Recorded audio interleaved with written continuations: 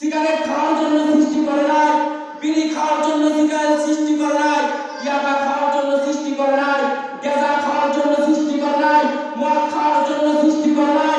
আল্লাহ পাক রব্বুল আলামিন আমাকে আপনাকে সৃষ্টি করেছেন শুধু তার ইবাদত করার জন্য। কথা বলেন ঠিক কিনা?